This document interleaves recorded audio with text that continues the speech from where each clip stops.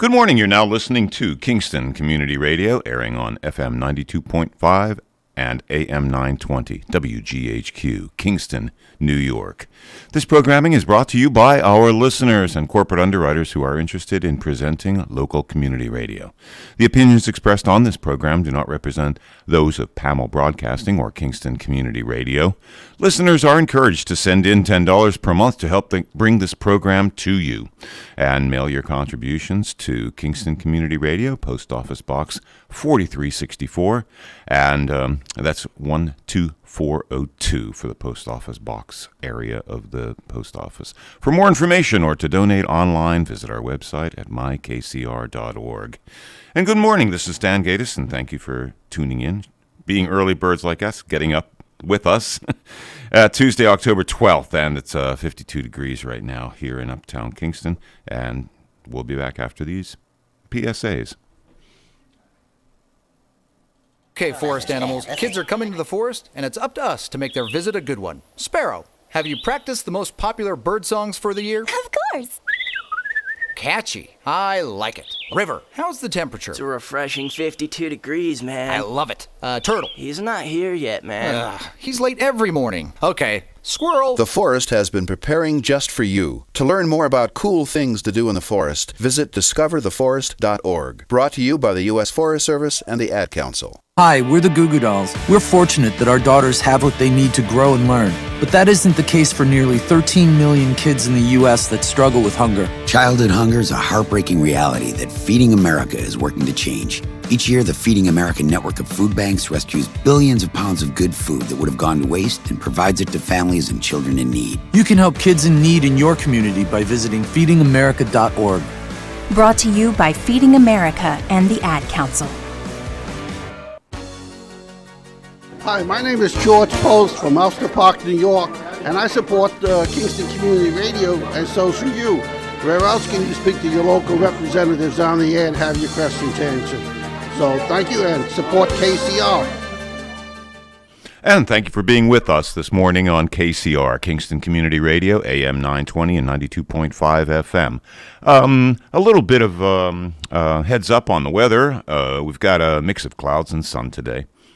Wah. It sounds great, though, doesn't it? And a few passing clouds tonight with a low of 53. Our high today is 73, a beautiful, balmy, perfect 73. And low tonight is 53. Partly cloudy skies on Wednesday. Slight chance of a rain shower, but high of 74. And that's Wednesday. Wednesday night, a few clouds, and that's it, a low of 56. Thursday, mainly cloudy, a high of 74. And Thursday night, a few clouds from time to time, low of 57. Sounds like pretty good weather for our mid-October. And without further ado, let's get to the on-air studio, because Nina Pushtapak and Cameron Rylance are waiting in the wings. And we are. Terrific Tuesday. It is a terrific Tuesday. Dark. Terrific. Oh, my goodness. Yes, very dark. I woke up, I was like, my clock must be wrong. It can't be 5:30. It happened fast. It does. It does happen fast. Well, because of the time factor when it comes to us coming into work, into the studio, that little window of time that we use. I always leave at exactly 6:30.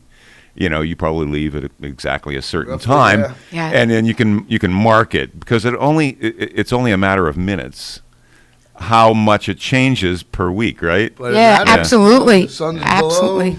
Below the horizon or above it. It makes a big difference. But yeah.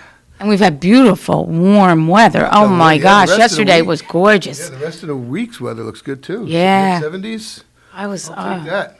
I took a nice walk yesterday down by, Kingston Point Beach, past Hunting Brickyard, and I just couldn't get over just like a nice breeze, low 70s. I mean, for the middle of October, what a beautiful day. Definitely. Absolutely beautiful. And the leaves are starting to turn for real. Yes. No mistake. Not as great as usual, though, I think I read, actually, in for Sunday's paper, Bill Bifus, Bifus, however you say his name, said because of that wet spell in this fall, it did something to the trees, and it some sort of mildew or fungus or something And the leaves are just going to turn brown and fall off, yeah. That's a shame, yeah, because I was coming up from White Plains up the thruway, and there was nothing. I mean, yeah, like you said, brown leaves, and that was, and some green mixed in, and that was about it. The poison ivy is nice and red. Like you can see the red vines growing. That's well, that's all right. So that warns pretty, you. Stay away. Yeah, absolutely. I was talking to someone though yesterday, and he has a camp up in the Adirondacks, and he said up there the foliage is really beautiful. So maybe it's just that they didn't get the amount of rain that we had down here in the Hudson Valley or whatever. So he said it was beautiful up there though. So yeah, but I'll take the warm weather, Cameron. That's 70s. Exactly, another week of it. So did you enjoy this busy, fun-filled weekend we had here in Kingston? I did. You couldn't take everything in. You cannot. It was amazing, and people everywhere. Everywhere. I have to admit, I was out of town most of the weekend. Oh, you were? Okay. Had a lovely little trip. But how was the Italian Festival? That's the one thing I regret being away this weekend is missing the Italian Festival. How was it? So the Italian Festival was wonderful. The day wasn't that nice, right? A little overcast. And then it seemed like it rained all around us. My daughter called. She was out in Lake Katrina, was coming. She said, Mom, it's raining here. I said, well, it's not raining on the Strand. And then somebody came from Hurley and said it was raining out in Hurley, but it wasn't raining on the Strand. So that worked out well. And I guess this is a good sign because most of the vendors ran out of food by about 5:30, 6 o'clock. Wow. So I don't think they expected the crowds that came. Well, it's better than bringing home half your stuff. Yeah, honestly, for sure. The sausage and peppers were a big hit. Graziano's meatballs, right? Savona's pizzas. It really, Mariner's sausage and peppers. So it really was a great day. We are lions. The entertainment was good. And Michael Dell always closes everything down at 6:45, 6:45 to 8 o'clock with a dance party, which with the lights and everything. So it was great. It was and a shout out to Les Lombardi, Tony Marmo, Anna Brett who chaired it, and everybody. I mean, Mary Tuma and Bill Calder, where were two honorees. Yes. And the Bruderhoff, instrumental, and you made me think of that, directing the traffic, helping break down, set up, the hospitality tent. So, Debbie and Tony, Anthony Tampone, everyone. So it was very, very nice. And then we did some community awards, to Bob Sarcusano, Stephanie and Kevin Reginato, and Restaurateur Reginato? Yes, yep. For their service and everything they've done, and Joe Conquera with O Positive, because Italian Festival and O Positive have partnered together. I didn't get the opportunity, but they marched in the parade on Friday night, the Italian American Foundation, in the O Positive parade. And O Positive was great all over the town. I've known Joe since junior high. He's a year or two ahead of me. Oh, really? Conquera. Is that an Italian name? Yes. Is it? Okay. Yeah, because they talked about his Italian heritage. Dark hair, dark eyes. Right, I don't know, but I've yes. known. I was good, cool, great guy, super good guy. Yeah, and they did a lot O Positive. Then they had the. I haven't really seen any of the murals. So I'm gonna, There's one on. I think one of the new murals is on the Village Grocery. Downtown in Midtown. Sunshine, the old Sunshine Market. Yeah, next to the old Sunshine. Cool. Yeah. Mm-hmm. I saw a couple in the paper. Somewhere else too. They're working on. There's. Oh, somebody was talking about another one. I can't remember now. Is there a new one by Keegan across? I can't remember. I don't know. I can't remember. They should publish it. They should. They should do an article. Yeah, so people can go. I think they do every year when it comes to those murals. I mean, let's go see them. I have a nice story for the weekend, for Sunday. Well, let's hear it. Yeah, all day long. I'm about quarter mile away from the Strand, where I live. So all day long, I could hear the Italian Festival. But Maggie and I decided to go to the D&H Canal and have a nice walk with Bill Merchant. Oh, that's great. And we did. Yeah, there were about 5 of us with him. But the five locks walk. That's cool. And the structure of those locks was made in the 1830s, etc., to last forever, like the pyramids. Yeah, it's stone fit together perfectly. Steel stapled stone. layer on layer. They're not even pushing in, except for a little tiny here or there when it's been disturbed. But the structure itself, if it hasn't been touched or disturbed, those locks are in. You could use them. Yeah, put new doors on, right? Yeah. But it was a fun afternoon. That's and cool. And he gave us a little secret tour of the new museum too. Oh, that was great. Yeah, absolutely. Saw all the new ideas and concepts and stuff like that for the Pew House. Yeah, that's wonderful. So much to do. So much to do. Do you know who won the spaghetti eating contest and how much did they eat? So I don't know the name of the gentleman that won it, but he ate 2 pounds. And Leanne Mormo was trying to win the title this year, and she realized halfway through this is not going to happen. So she said, I pulled back a little bit because she said a lot of carbs there very fast and quickly. You got to do some road work to get rid of those carbs. Yeah, absolutely. So did the guy that won was a young guy, skinny?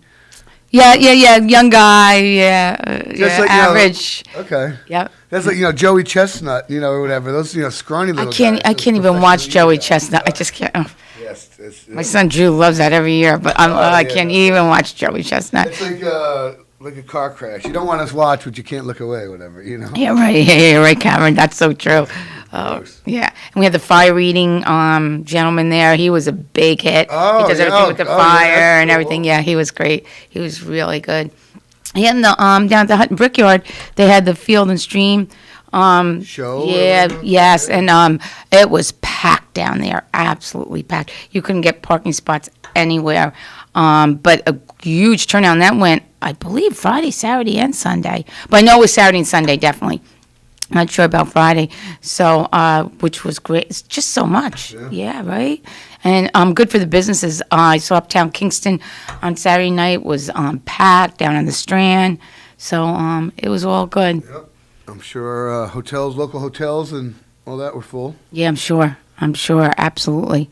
Yeah, so great weekend, and the weather held out, which was really nice, and it was good. So yeah. Columbus Day weekend. And we had at the Person House Indigenous Peoples Day on Saturday, and we had the drumming, and we had Chief Peter Mann come and speak, and he gave an hour speech. It was excellent. It was a wonderful program on Saturday and well attended. So we were busy up there all day, which, of course, the farmers market always helps. And then with O Positive, they had all types of entertainment and the big stage up throughout the farmers market and then into the evening. Now, the thing at where the chief spoke, was that inside or outside? Inside. Okay. Inside. Yeah, but the drumming was outside. Yeah. The drumming was outside. So yeah. So it's great. And this weekend coming up, it's we're celebrating the burning of Kingston, and Hank Yost will be there, and the first militia and the reenactors, and Hank will give a talk at noontime. It's usually always at noon, in regard to the repercussions of the burning of Kingston and how how Kingston rebuilt after that. So that's. Militiamen going to have a rifle salute, do you know? Well, we've done that in the past, but we tried to be very cognizant of people and the farmers market now being so close, young children. So we've refrained this time doing it. Because in the past, the farmers market was removed enough that you weren't. Away, yes, it wasn't right on top. That's cool. So no cannon volleys and gunshots on the street this year. Yeah, no. Am I correct? Correct. Okay. That's cool though. Those old flintlock rifle, Oh my heavens! Smoke and those are. My late wife and I, we were right on 92 Green Street, so they came right up. Yes. Every other year, they came That's right right, up, and we would wake up to the cannon volleys that were happening elsewhere. Yeah. But a half hour later or so, there was the altercation. The skirmish. The skirmish on 92 Green Street, right? Right on Green Street, and it was like you wake up, you throw a piece of clothes on and watch it. Yeah, no doubt. Yeah, amazing. It was quite amazing. Quite amazing. Yeah. Imagine when that was for real. Yeah. When they're aiming that cannon at you. Right, exactly. There was a certain amount of enough authenticity to get that vibe. Yeah. What it would have been like if you were, in your happy home. Yeah. And this was happening outside. You got a great feeling of that. And that's what the reenactments are for. Yeah. Yes. To get a feeling for, what that piece of history was about. Yeah. I remember years ago there was an encampment in Forsyth Park. Yeah, that's right. They used to do that. Yeah, I remember that. Yeah, I used to go and they'd be cooking, and that was neat. Yeah. Cloth tents. It was very realistic. But you look inside, they got an air mattress in there. Yeah. Hey, wait a minute. 100%. Technology is a good thing. You have use to it. cheat If a it's little available, bit. You got to use it. Absolutely, they have to. So, those of you that are listening, it's a call-in show, right, Cameron? So we'd love to hear from you. 331-9255. Yes. So we should have Dan Whalen with us at 7:30 with the updates about the Boys and Girls Club. And normally Carl Brown is in at 8, but unfortunately he can't make it today. But another good time to call in, 331-9255. That's right. And then, oh goodness, who's our third guest? 8:30, we have... Office for the Aging. Oh, yeah, Sue Copenhagen, yeah. Oh, Office of the Aging. Oh, good. We can talk about, well, no, we don't want to take away from her time, but Qantas Capers is coming up. Oh, yeah, we do that at the 8 o'clock hour. This weekend, yeah. Yes. I do have a, 6 o'clock, I have a dance rehearsal. I only have one, I'm like a background, I'm a gangster. Oh, good. That's great. Background, because you got to march people on and off stage, Yeah. But we have a dance, apparently, which I didn't know about until I got the email over the weekend that said there's a mandatory dance rehearsal at 6 o'clock under the pavilion at the Elks Lodge. So, do you like to dance? No. No, you're not. uncomfortable We're not doing going to it. see you on the dance floor if we're at a... Voluntarily. No, okay. All right. But it is, you keep telling yourself, hey, it's for charity. That's right. No one's here to see, fine acting. No. Laugh at the. You're not going on Dancing with the Stars. Exactly. Yes. You're not here to see, people are coming to see the guffaws and the mess up. That's right. That's what they are. Yeah. You're absolutely right. So, that's what you got to keep telling yourself. Do you remember a name, Nobby Keeter? Do you remember that name? He was an old timer. I 20 years don't. ago. Okay. I think he was from Port Ewing. Not sure. Super nice guy. Always wore red socks. I don't know. That was his thing. But my first, this is like 27 years ago, my first couple of years in Kiwanis, super nervous. I didn't even want to do capers. Oh, yeah, I yeah. was like, I look like a fool. And he's like, kid, don't worry about it. We all look like fools. You're raising money for charity. Who else do you know is up here doing that? And I was like, wow, you're right. Right. And ever since then, I was like, so what? You look, but, the people that, you might think you're looking foolish in front of, they're not up raising money for youth scholarships. So, the heck That's right. with you. I That's look like right. a fool. I'm going with it. Yes. So that was For a good kinda- cause, I'm looking like a exactly. fool. That was a kind of a good realization, So, Yeah, good advice. and I've passed that along to other new Kiwanians. Great. Good. So tell us, where can we get tickets again? So, next Thursday, Friday, and Saturday is the show. You can walk right up to the door and get tickets there. Okay, great. But if you know a Kiwanian, chances are, if you ask nicely, they'll give you a ticket. Because usually what we do, as a club member, everyone in the club is responsible for selling 10 tickets. And normally, some people sell them, but a lot of people just buy them and give them out. Just so Sure. there's People. yeah, exactly. And it's a free ticket. Generally, so And what time's the show? 7:10 or so at Bailey. At Bailey, like it always has been. Don't show up at 6:45 and expect to park right by the cafeteria door because Yeah, it's all- there's usually good crowds. So Thursday ought to be the best day to come because all the mistakes are going to even be Oh better. yeah. Thursday's the roughest show, and Saturday's the best because You've done it. you've done it a couple times and you figured out where to ad lib a little bit. And normally spouses or boyfriends or girlfriends are in the audience, because then afterwards there's a big cast party. People usually bring their significant other. Oh, yeah, sure. So people bring their A game when your spouse is watching. So Yeah, that's true. Saturday is always the best. And isn't Thursdays usually senior? Yep, Senior Citizens Night. There's Yes. a discounted ticket available. Up until, I want to say a couple of years ago with COVID, I believe, the city has always been gracious to run a bus to like Yasmin Towers. Oh. Do a little loop for us to help Oh, that's great. facilitate, Sure. people. Who may not have Yeah, transportation. Correct. Mobility impaired. Yeah. So actually something we could bring that up with Sue, maybe. Oh, And right. see if their volunteer drivers want to bring people to Capers. Yeah, because it's a great evening, and it's Yeah. all Thursday night seniors night, so great opportunity for them to It's go. not like a late night. It's No, hour and a half, 2 hours maybe the show. by 9 o'clock, yeah. Yeah. Well, Steve Klein wrote it and is directing it this year, and he knows he's smart enough to not to make a drag-on show. Yeah. Well, sure, absolutely. Now, what's the title of it? Yeah, it's well advertised on Magic 92. Good. It's well advertised. Yes. The God Brother. The God It's Brother. sort of a alternate reality of The Godfather as if Fredo Okay. ascended instead of Michael. Of course. Oh. So, Okay. And can you tell us who plays Fredo? Dan Chittister plays Fredo. I believe he has a couple songs, and he's got a good voice. Oh, good. Dan's a good guy. I don't even know who. I can't think of. Pete Perry's got a big part. Genevieve Buckman. There's I'm trying to whole think group of of the lead. There's usually 4 or 5 people that are like in carry the- the yes. lines, and And everybody else fills in everyone as else filler, is, yes. cameos or. I know the mayor's in there. He's Good for confirmed, Steve. Good for him. The last scene, the climactic last scene when everything comes together, they usually figure out a way to roll a. Yeah, the politician mayor to right in there, yeah. Very It was important. fun. It's all for good cause. Absolutely. Traditionally the Kiwanis Capers and the Kingston Classic are 2 big fundraisers. Fall and spring fundraisers. Last couple of years we've been hindered with both. So. Right. I know last year we voted.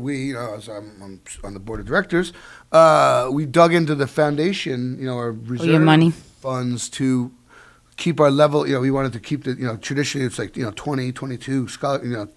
20 to 22, 24, $1,000 scholarships. Okay. And we wanted to keep that number at 20, even though we were down. With the revenue. So we dug into the foundation and.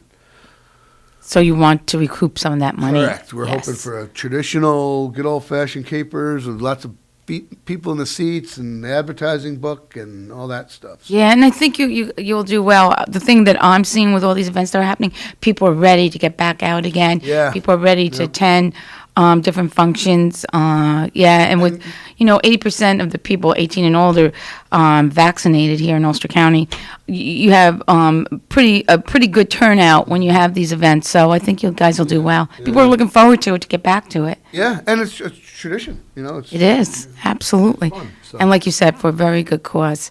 Speaking of good causes, I've lost track of the dinners at the Elks. Did we miss the dinner this month? No, we talked about it. It was beef stroganoff. But that it was already the happened, second- right? Yes, correct. It was the second Monday because the first Monday was Labor Day. Okay, but now in October, Because Columbus Day was yesterday. Yep. So when did you do that? October was last week, I think. The 12th? Yeah, Whatever, the second Monday because of October. But moving forward in November, it'll be the first Monday, okay, which is, I want to say it's like the first. it is, because Election Day Oh, is, yes. Sunday's Halloween, or Halloween's on Sunday. Yes. So And Election Day is Tuesday, So the next second? Elks Drive-In dinner will be on Monday, November 1st. I know it's roast pork with, I don't know, what should we have with roast pork? Mashed potatoes. Potatoes and gravy? Okay. Yeah, that's what What kind of, what vegetable? Green beans. Green bean? All right. You heard it here, We've folks. got a lot of Yeah, them thank around you now. for help set Yeah. the menu. Monday, November 1st. And Paula, I know you're listening. You don't need to call. I'm going to find a phone number eventually.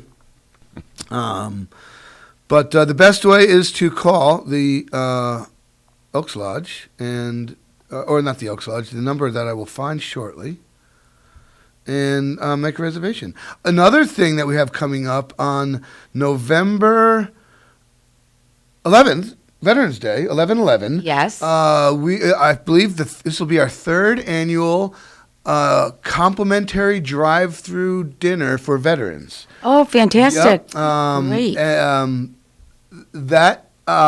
Actually, the number for both we were advertised is 481-0752. And Bill Forte, we're going to help get him, and Mike Cosapoli, or not Mike. Mark Cosapoli, get that info out to them to disseminate. But the Veterans Dinner is 100 people. We have to cap it somehow. And actually, I was just talking to Marianne. And you do it at the club, at the Elks Club. Drive through. Talking to Marianne DeGroat last night. She's all on board to help with that. So, nice Italian lady. Help us roll some meatballs. It's free for veterans and $5 for a companion meal. Good. Yeah. That's fantastic. Yeah. And we're not too terribly stickler about, if you're a veteran or not. It's certainly the honor system. So sure. Yeah. You don't have to show your card or your discharge or anything. Yes. But last couple of times, people come through with either a hat on or a military. Yeah. Yeah. Sure. Absolutely. Yeah. It's a great way to say thank you for your service. Fran Humphrey. You know Fran Humphrey? I know Fran. Fran still well. Fits into his Air Force, Marine. He was an aviator. I want to say he was a Marine. I'm not sure what branch. He still fit into his dress blues from like 40 years ago. God bless him. Yeah. And he looked, I was like, he's like, I'm proud of that. I was like, you should. Well, yeah, you absolutely should be. Yeah, absolutely. That's a heck of an accomplishment. Yeah, that's for sure. But I always look sharp with the military uniform, no matter what branch you're in. Yes, I agree with you, in your Karen. dress uniform. Yep. You always look sharp. You always look good. Absolutely. So that's really nice at the Elks that you're doing that for the veterans. And that's there's a lot going on. Frank Guido is super.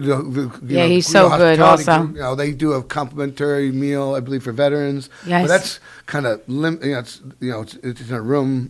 It's a smallish setting for that. So. Yeah. And I know there's a bunch of other stuff going on, but. Yeah. We'll Great. See. We'll do what we can do. Sure. Absolutely. And you're doing spaghetti and meatballs? Is that what you're doing? Pasta. Spaghetti is tough because it breaks. Oh, okay. So like a ziti or a penne or something? Yeah, probably penne, yeah. To me, ziti's a little too much. Okay. I like penne, a little thinner, Yeah, I do too. I prefer it. So easier to cook too and to serve. Exactly. And, absolutely. Yeah, but it's kind of hard, when you throw, 5 pounds of pasta in a giant pot to keep, to stir it, so it doesn't stick or stick to the pot or stick together. You got to agitate it a lot, and it's easy to cooking 1 pound of pasta in your home stove is one thing, but 5 pounds on a big at a time and 3, it's a lot. Yeah. So. Yeah, I agree with you. So cut pasta is way easier. It's a little more forgiving too.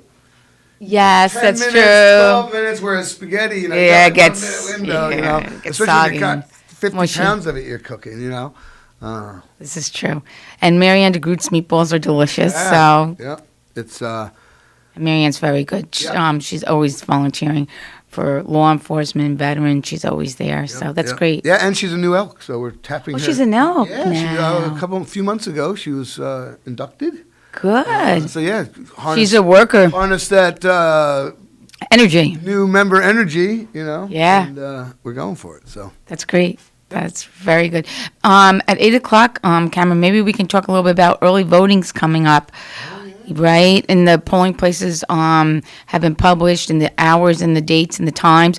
So at 8:00, after our birthday segment, we'll talk to you a little bit about when you can vote, where you can vote, and what early voting entails, and the absentee ballot process. So just to give people an idea what they need to do in the upcoming weeks. Yeah. I know last year it helped. The numbers of voters was more. Yes. Last year in New York. Yeah. Statewide and locally with the early voting. I remember seeing a follow-up article about that. So. Yeah, and early voting, I think, really what's what I'm saying? It really is beneficial down in like the New York City area, because I know my daughter, my nephew lived in New York City, and if you went to vote on election day, the lines were unbelievable. And if you worked, you had to go after work, or if you go early in the morning, and so forth. So anyway, that really impacted. That would be a huge deterrent, I would think. Sure. Walking down the street, you turn the corner and you run into the back of a line that's a block long. How many people are like, I love my civic duty, but I'm sure that even well-intentioned people will be like, yeah, man, I got to pick up the kids in 45 minutes. I don't, whatever. Sure. So. Yeah. But we'll talk about that at 8:00 Absolutely. and give people some ideas of what they need to do. And it is a call-in show, 231-9255. Yes. Hopefully we'll be back with Dan Whalen from the Boys and Girls Club. and we'll fill you in. Oh, look, it's getting lighter out. It is. Gosh. It is. All right. Stay All right, late. Dan, why don't we go to break? Okay, thank you, Cameron and Nina. You're with us here at KCR, Kingston Community Radio, AM 920, 92.5 FM, and streaming online at mykcr.org. On YouTube at Kingston Community Radio. Tuesday, October 12th, and it's 52 degrees here in Uptown Kingston, and we'll be right back after these messages. Jill, why don't you tell the class what you did this weekend? Well, my dad and I went in search of some magical minnows and found a zillion of them in the stream from our lookout rock. Then my sister and I escaped from an evil slug king and went back to my super twig fort for safety. Then we told stories till it got dark, and the Big Dipper led us all the way home. Wow. Where were you, Jill? We went to the forest. It's not that far away. Ask your parents to take you and your friends to the forest this week. It's closer than you think. Check out discovertheforest.org. Brought to you by the U.S. Forest Service and the Ad Council. We are Lions. We bring hope where it's needed. We are a global force for good. Support causes that matter. Change lives. Change communities.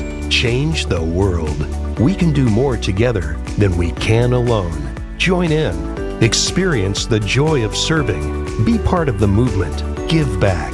Let's unite the world for good. We are Lions. You can be too. Visit weserve.org.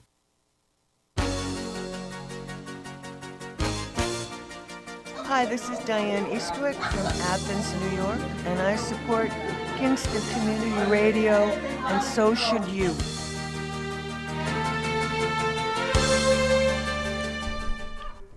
And we're back, and you're with us here at KCR, Kingston Community Radio, live 7 to 9 a.m. every weekday.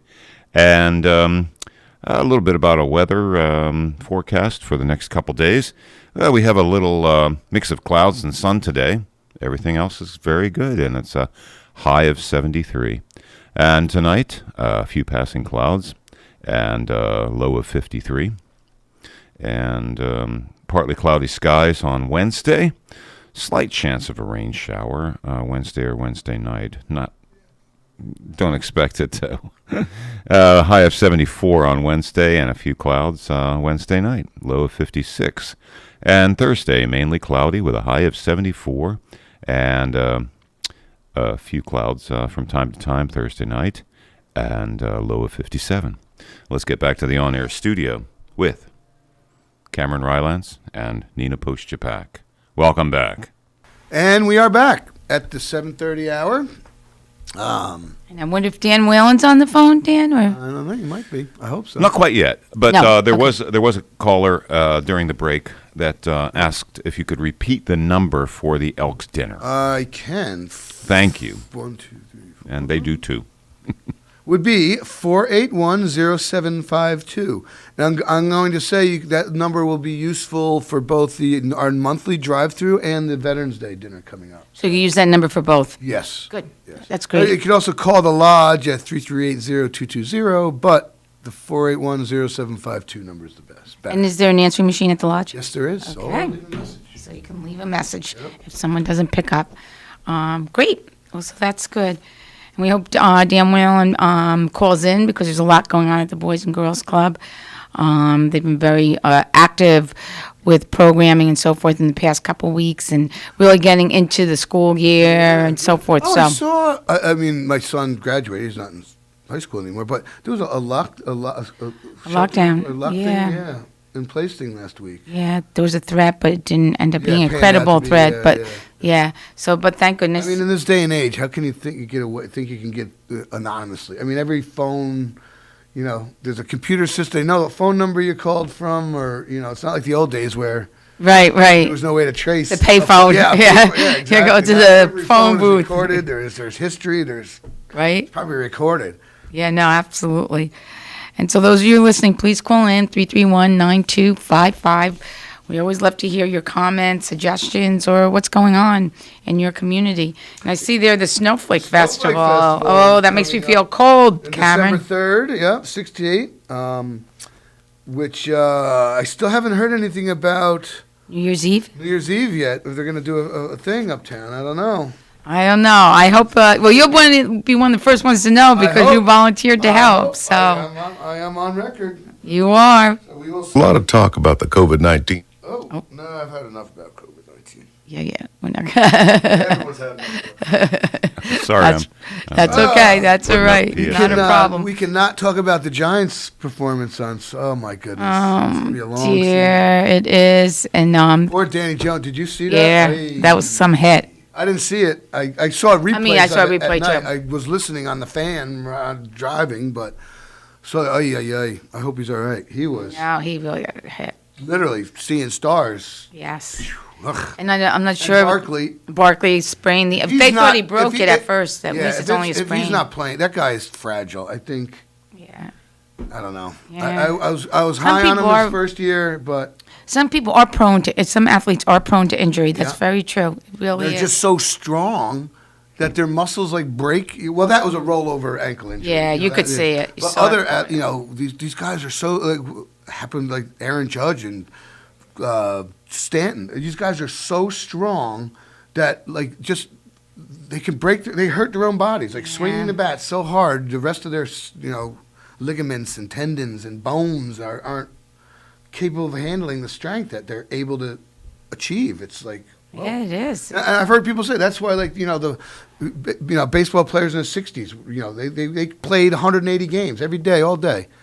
Good morning, caller. You're on the air. Good morning, Cam. Good morning, Nina. Good morning. How are you? Very good. Hey, Nina, I'm calling to let you know that there's got to be a new scam going on out there. What's that, George? This is involving the Department of Motor Vehicles for New York. I received an email back on October the 8th. It came from a Spearings at northrock.bm. What it says is the Center for Disease Control and Prevention, in partnership with New York DMV, requires an immediate validation of your COVID-19 status. This is a waiver validation update and a compulsory one-time validation for all New York residents. And it says, please follow reference below to validate your COVID-19 status. They could send you a link, and it also has the New York State Department of Health on it. It was an email? Yes. So I have not heard about that at all. Could you forward that email to me? I sure could. Don't open the link. Yeah, don't open the link. Yeah, no, don't open Yeah, the don't. link. Yeah. But if you could forward that email, and I'll find out what that's all about. I appreciate your letting us know about that because you're the first person that's reached out to me in regard to it. So, and I haven't heard anything through the County Clerks Association about it or through DMV. So, I will do a little investigating. I appreciate your reaching out. Right, yeah, because the moment I seen it, I knew it was a fake. Yes, and good point, George, to be aware when you receive emails like that, whenever it's asking you for personal data or information, do not, for any reason, answer the email, because most agencies would never send an email the government would never do that, right, yeah. Yeah, because... they would never text, email. Yeah, I called the DMV up there, and they let me talk to the gentleman there, and I told him about it, and he said, never heard nothing about it. Is that the state level, you said? It's New York State DMV, yeah. Huh. Yeah. Yeah, no, I haven't heard a thing in regard to it, so I appreciate that. And you have my email, right? I think so. It's on the website anyway. It is. It's on the website. It is. Yeah, so I'll forward this to you and everything else, but I just thought it was kind of interesting. It's another new one that they come out with. Yes, because there was one recently where they sent text messages to people. You've recently moved, and please, validate your new address, your date of birth. New York State DMV needs to update its records and so forth. Yeah, no, Yeah, don't do it. it. It was a way they could catch these clowns and really stick them in jail for a long time. Yeah. Forgot what daylight looks like. Well, they're probably offshore somewhere. Some Right, hacker probably. group. But, so I figure I'll let you know it's out there and stuff, because, like I say, I know our DMV is one of the best ones in the state, so thank we you, don't George. need anything to ruin our reputations up here. Absolutely, and I'll make sure that our employees know about it also, so that they can advise people when they call in. Right, yeah, because now they got the link that says validate your COVID-19 status here. Okay, give me all your information. Yeah, they're the ones keeping the record. Why do they want Right, to do you that? validate it. Right, exactly. Right. Exactly. So, okay, well, thank you very much, and thanks, you guys have a Tom. wonderful day. Thank you, George. You too. got Be it, well. Yep, bye now. Something just popped in mind. I was in Jersey, and political ads are rife down there. Yeah, they are. They are. I was listening to this one, and it seemed like this one was accusing that it's for county clerk, and it seemed like the county clerk is responsible for the local elections, because they kept talking about this one person, the election fraud, and it really seemed like the county clerk, instead of an election commissioner or board of elections, it seemed like it was through the clerk's office. Yeah, so that's a great point. A lot of states, the county clerks have different responsibilities, and in many states, they don't oversee the DMV. They do oversee the election process. Which is odd to me, because an elected official overseeing the election process, that seems a little... Yeah. A little hanky. I know. But it is New Jersey, It is Jersey. Another thing that a lot of county clerks throughout the country do is marriage certificates, death certificates. They're done on the county level as opposed to here where it's on the local town or city clerk level. So, which is very interesting. Yeah. So I do, well, Jersey is Jersey, right? Yeah. Can't say much more than that. But yeah, I do believe. Yeah, it was interesting. I was like, what? I was like, that sounds like there's too much room for hanky-panky with an elected official being in charge of elections. Yeah, good point. Yeah, it's a great point. A 'Cause lot here of it's independent. I mean, right? Yeah, the election two commissioners, one there's- appointed by the Democrats, one appointed Yeah, by the Republicans. yeah, it's a ongoing job. It's not doesn't go election to election, whatever, so. Right. Yeah, it's appointment Yeah, process. interesting. Are Yeah. some county clerks appointed rather than elected in different places in the country? I'm sorry. Jim. County clerks appointed as opposed to elected? Or? Are some appointed rather than elected in different Yes, parts of the a country? matter of fact, in New York City, in the 5 boroughs, those county clerks are appointed for life. Wow. That's the job to get, right? They are appointed for life. So your New York City county clerk, your Bronx county clerk, yeah, they're appointed for life. So yes, there are, even in New York State, there's county clerks that are appointed. So yeah, it is interesting. Yeah, how each state things, and some states don't have counties. They, there's no political subdivision of a county. Louisiana is parishes, isn't it? Right, Louisiana is right? parishes, yes. Yeah. Yeah, So very interesting. Yeah. Well, every state's different. States' rights, strong States' states, rights. Absolutely. The traditional Republicans were strong states' rights. Less federal government intervention. Stronger states' rights. That brings government to the local. The people puts more of it in your own hands. So. Yeah, more control, right? Yep. Yeah. And you can see from the difference between Texas, New York, California, whatever the case may be, Iowa, how each state. Oh, yeah. Yep, right? yep. Yeah. So, but I was going to pull up, since we don't have Dan on the line, and I'm not sure if he's calling in or not. Can we talk a little bit about early voting now and when? Sure, we can talk about anything. We got hour and 15 minutes, so we can talk about whatever. There you go. So early voting starts on October 23rd and goes to October 31st. Now, so let's see. Let me just pull this up. Here are the dates and times. So Saturday and Sunday, October 23rd and 24th, it's 10 to 3.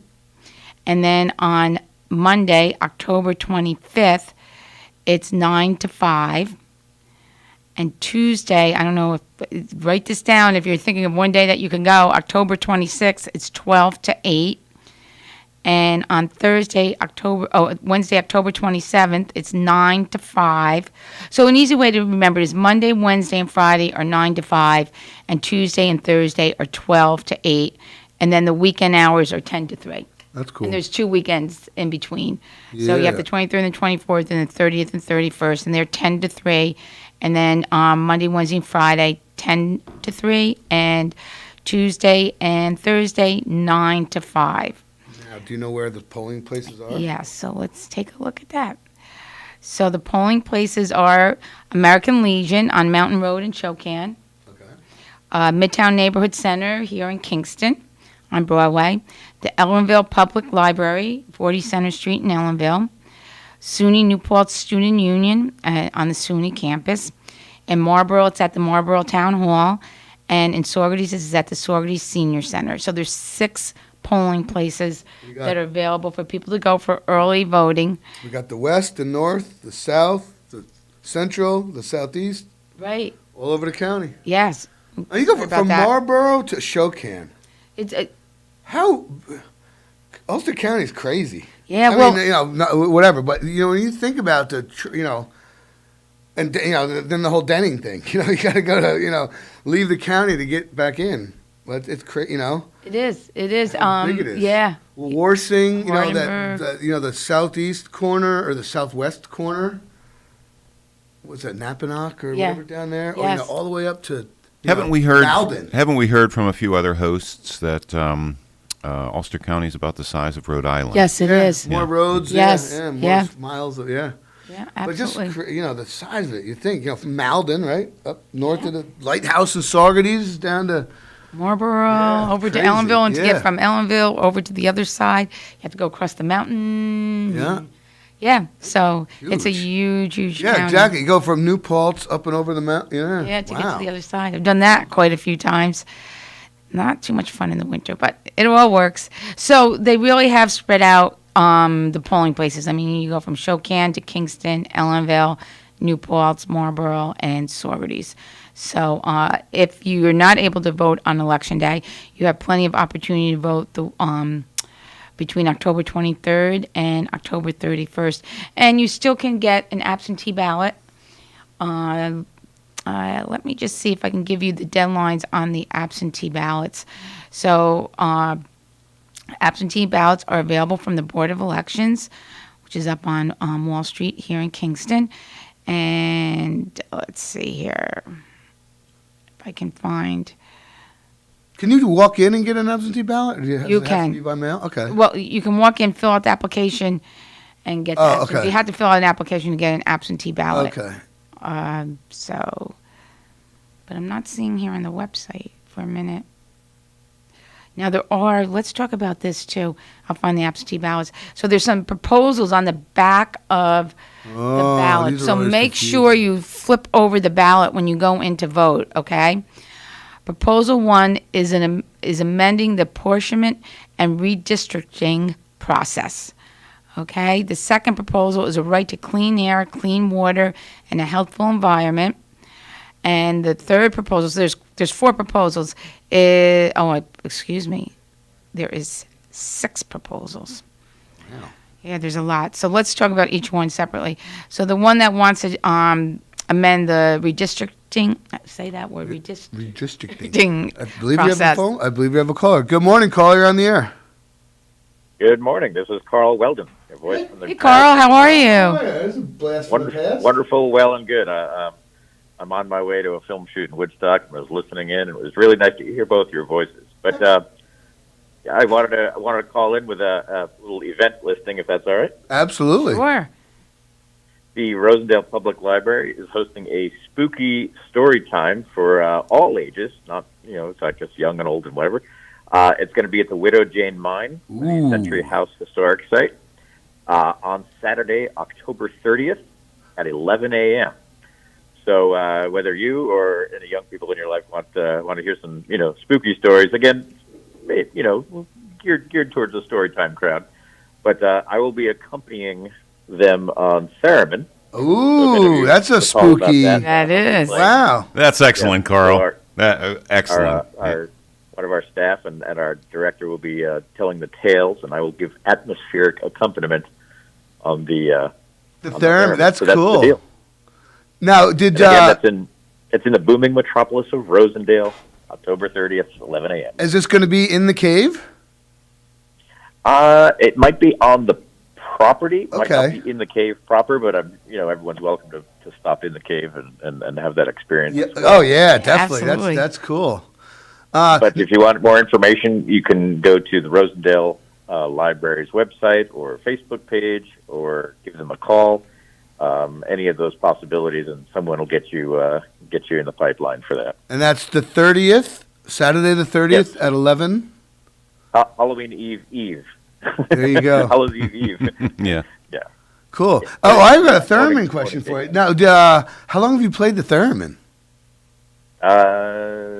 Since 2001, so 20 years now. Wow. Did you, is this a homemade one? Did you No, this want is made by Moog Music in Nashville, North Carolina. Yeah, yeah. US made gizmo. But is that how you say it, Moog? I always thought it was Moog. Later in the evening for older crowds at Unison Arts and Learning Center. I don't know the time for that, but that's a different event.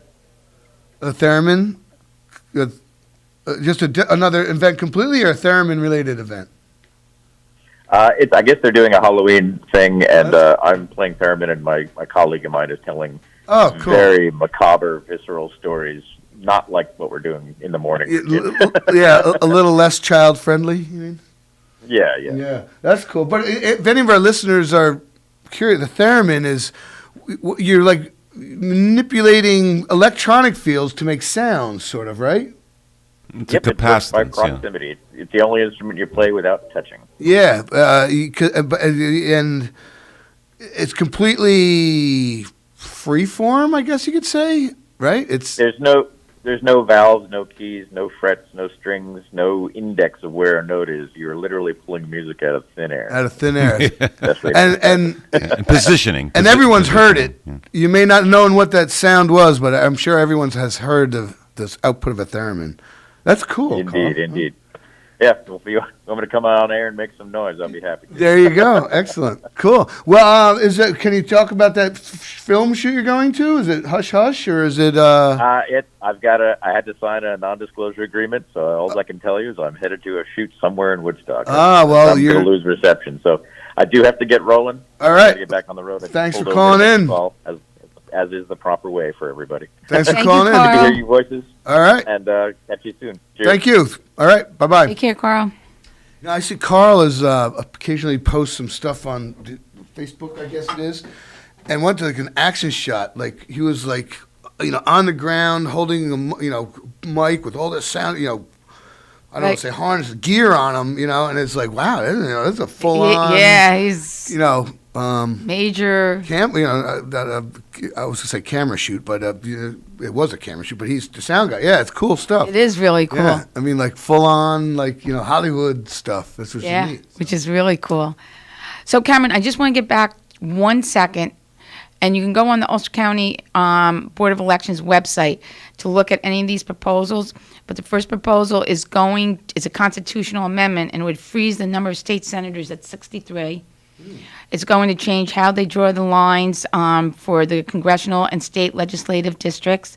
It's going to delete certain provisions that violate the United States Constitution and so forth. So go on the website and read these amendments. The next one is a right to clean air, clean water, and a healthful environment. And basically, it's a proposed amendment to Article 1 of the New York Constitution, and would establish the right of each citizen and person to clean air and water in a healthful environment, if the proposal passes. Then the other one is going to eliminate the 10-day advanced voter registration requirement. So right now, you have to be registered 10 days prior to the election, and they're going to eliminate that. To make it immediate, or? You could register immediately. Oh, okay. You could vote less than 10 days before the election. So if you register the day before the election, you can vote. Right now, you have to register 10 days before. It's going to, Proposal 4 will change the absentee ballot voting. So they'll, right now, you have to have an excuse. It has to be because you're out of town, because you're sick, you're unable to go to the voting polling places. This will actually delete from the current provision that an absentee ballot, you must have a reason. It'll be a no excuse. You can just do it for, you want to do an absentee ballot, you can do an absentee ballot. Or whatever, yeah. Right. And then Proposal 5, this one really doesn't affect us, but it increases the jurisdiction of the New York City civil courts, and it moves it up to $50,000 from, I believe it was $25,000 for the New York City civil courts. And then the last proposal which might be a little confusing to people. Proposal number 6 amends this Ulster County Charter. So right now in the Ulster County Charter, if you have budgeted money in your personnel line and you want to move it into your contractual line, you can do that, and vice versa. They want to restrict that. So if money is your proposed budget or your budget is approved and money is approved for your personnel line, you can't move it into contractual and vice versa. So that would be an amendment to the Ulster County Good, Charter. bad, or just Well, so there's two schools of thought there. One is if the budget's passed, you have to trust your department heads and your elected officials to utilize the money to the best of their ability. And if they have money in a contractual line but really need personnel for a certain project, whatever, the ability to move that money around is beneficial at times in running your operation. The other side of the coin, or the other argument, is the legislators approve money for personnel and they approve money for your contractual expenses, and they feel that those monies are being approved for those reasons, and therefore they should not be moved from one to the other, and you should budget and know what you need throughout the year without having to move that money. So as a department, reasonable arguments. As an elected official and as a department head, I think we should be able to, if we get our budget and we have our money approved, if we need to move that money in one direction or another, we should have the ability to be able to do that, to run our departments as efficiently and to the best of our ability. But if you don't change your bottom line, absolutely. Right. I think that flexibility is required. Like in 2018, when you're doing a 2019 budget, did you expect the pandemic to hit? Exactly. You know what I mean? Exactly correct. There's unforeseen circumstances that come up absolutely. and things. And in business and government, well, government is a business, biggest business in the country. You gotta have some flexibility. Right. You know, you can't be super rigid. So, but Now, that proposal's first on there. proposal, I bet, is that a response to the census? I believe so. Because the inaccuracy of people reluctant to, for whatever stupid reason, people didn't want to be counted or whatever. It's going to come back and bite us in the butt because New York State's losing representation. Which means now each representative has to have a bigger district, to allot for equitable distribution of the population, whatever. Which just complicates things. It's going to reduce the effectiveness of our government. So, shame on you people who did not cooperate with the census. Now it's coming back to get us. So yeah, absolutely. So that's why it's so important. Flip that ballot over and and go on to the Ulster County Board of Elections website, and you can read each of these proposals in depth. I mean, I'm just giving you a quick synopsis of what they're about. And if you live in Marlborough, New Paltz, in the town or village, Olive or Shandaken, or the town of Ulster or Woodstock, there's all propositions affecting each of those towns. Oh, yes. okay. So I won't go over each one of them, but there's local ones that affect each one of those towns. So please, again, do that. Yeah. We have a caller. Yeah. Good morning, caller. You're on the air. Hey, good morning, Cam and Nina. Tony Marmo here. How are you both? Good, Tony. How are you? Tony, you're still alive and well. Tony worked and worked and worked for the past 2 weeks. Oh my God. Yeah, it was a great day. It really was. Despite the weather, which was threatening, but really never broke through. I mean, we were fortunate with the weather that day for sure, and the crowd was just fantastic. I mean, one of the biggest ones we've ever had, which I think is fitting. For the post-pandemic world.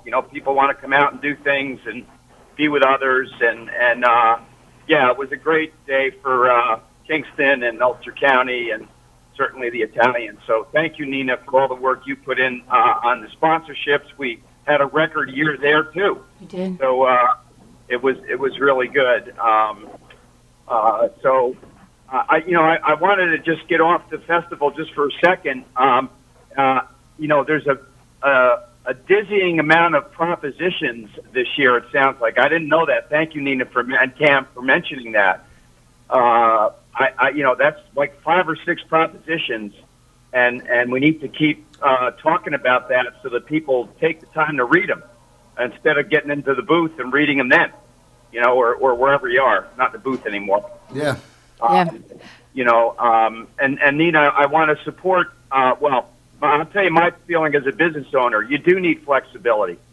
So I just think that, when I look at that and it's restricted, I'm thinking, okay, well, if I'm going to benefit the taxpayers in the county by making a switch, then I should be able to do that to the best of my ability.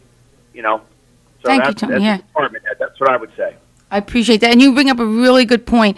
Go on the Board of Elections website and read these propositions, because even if you look at it when you flip the ballot over, they're very small, short explanations. You really should understand what you're voting for and the impact.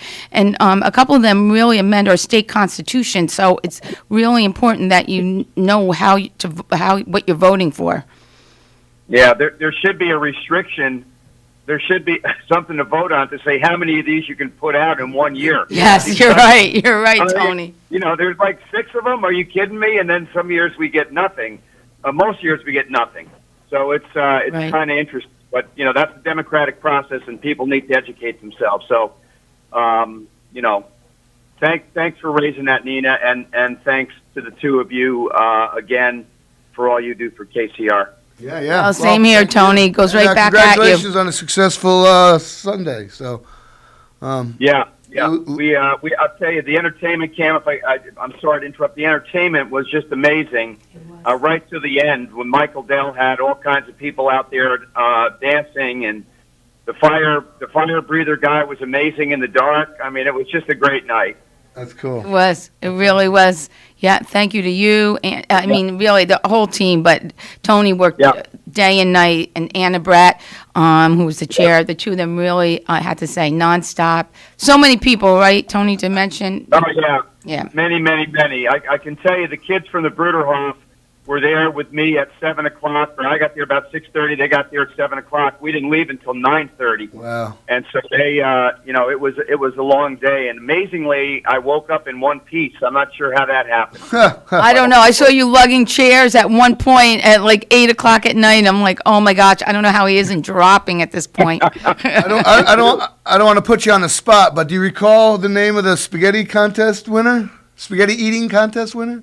No, I'm sorry, I didn't, but I know he ate about 2 pounds of spaghetti in about 5 or 6 minutes. Leanne was in the contest, and I think she looked over, and this guy was like a Electrolux. He was like a vacuum cleaner. Wow. And I think she said, okay, I'm not winning this one. This is too much. But no, I don't. But that was an amazing feat. There was not much spaghetti left out of 3 pounds, I got to tell you. Wow, that's a lot of spaghetti. That is a big old bowl. Wow, well, I hope the guy has no indigestion anymore. So.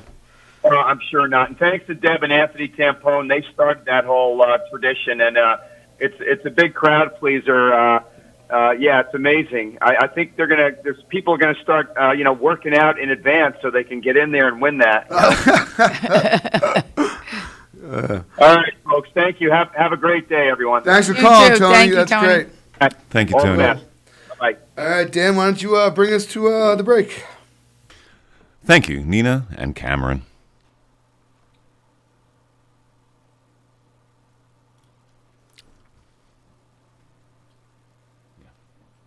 Yes, you're with us here at KCR, Kingston Community Radio, AM 920 and 92.5 FM. It's 8 o'clock, and we're just a little bit late with the break. No problem there. Tuesday, October 12th, and it's 52 degrees here in Uptown Kingston. This last portion of Kingston Community Radio was brought to you by Mid-Hudson Valley Federal Credit Union, 1099 Morton Boulevard in Kingston, and many other locations. And we'll be right back after these messages.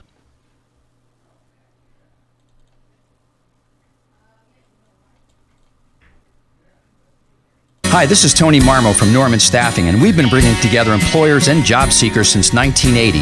If you're an employer and have job vacancies, let Norman Staffing help fill them with permanent or temporary workers.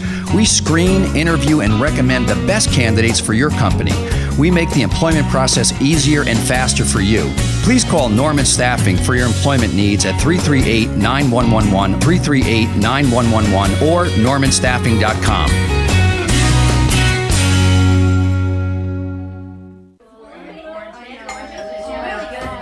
Wonder who that is, honey. Hugs with family. Grandma and Grandpa's here. Get over here. Getting back to the moments we miss starts with getting informed. I miss you so much, Grandpa. Get the latest info about COVID-19 vaccines at getvaccineanswers.org. It's up to you. Brought to you by the Ad Council.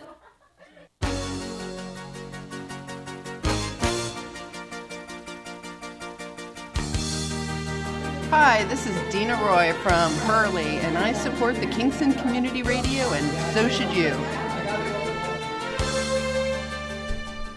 And we're back and ready for our birthdays and everything. A little bit about the weather, and we're going to have some partly cloudy skies today with a slight chance of rain. High of 74 and a low of 56 tonight. And high of 74 tomorrow, mainly cloudy, and a few clouds from time to time Thursday night. And there we go. Let's back up a little bit. And today is going to be a mix of clouds and sun, 73. And Tuesday night, a few passing clouds. And this upcoming portion of Kingston Community Radio is brought to you by Robert Baum Realty. Robert Baum Commercial Realty, located at 79 St. James Street, Kingston, New York.